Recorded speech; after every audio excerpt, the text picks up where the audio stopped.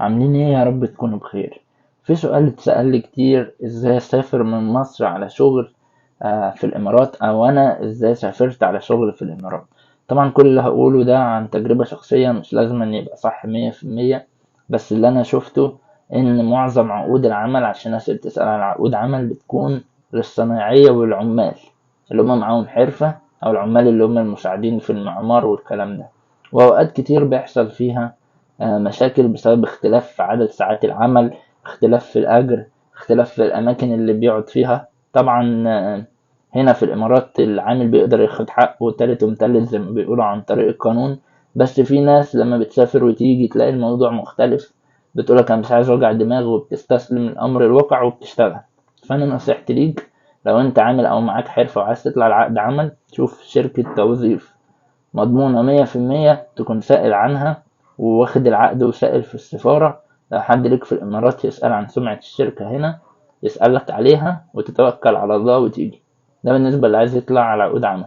الناس اللي عايزة تشتغل في خدمة العملاء أو محاسبين أو مديرين أو أيا كان، يعني عايز تشتغل في شركة كبيرة، ده صعب تطلع على عقد عمل.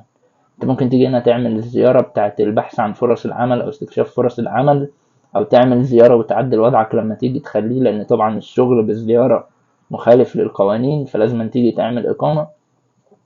ولازم عشان تاخد الخطوة دي تبقى متأكد إن الإنجليزي بتاعك كويس جدا ويكون معاك شهادات خبرة. لو الإنجليزي بتاعك مش كويس جدا ومعاك شهادات خبرة، اشتغل على نفسك الأول، وبلاش تسافر لحد ما تبقى مؤهل لسوق العمل. لأن هنا الناس كتير ومؤهلين وكويسين جدا، فعشان تنافس معاهم الموضوع صعب. السفر ممكن يبقى نعمة تيجي تشتغل وحياتك تتغير للأبد يعني، أو تبقى في ليفل تاني. ممكن يبقى نقمة، في ناس بتخالف، تصرف اللي وراها واللي قدامها، متبقاش عارفة تعيش هنا ولا عارفة ترجع بلدها، حياتها تتدمر. فلازم انت تشتغل على نفسك كويس، متتسرعش في السفر. أما لو عايز تعمل إقامة، وده أضمن الحلول، إنك تيجي تعمل إقامة على شركة هنا، أو لو ليك حد هنا يعملك إقامة وتيجي على طول على إقامة، تريح دماغك من موضوع تجديد الزيارات، تريح دماغك من موضوع المخالفات لحد ما ربنا يكرمك بشغل. ممكن بقى الإقامة بيبقى معاها جواب إعارة تشتغل في أي مكان تاني بشكل قانوني، أو تلغي إقامتك وتعمل إقامة على الشركة التانية لو شركة كبيرة.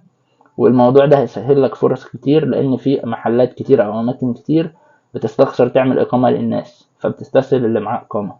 عندكم أي أسئلة بتدخلوا لي على اللايف، بفتح كل يوم الساعة 7، وبسألوني عليها. وأتمنى دعمكم بلايك أو كومنت. السلام عليكم.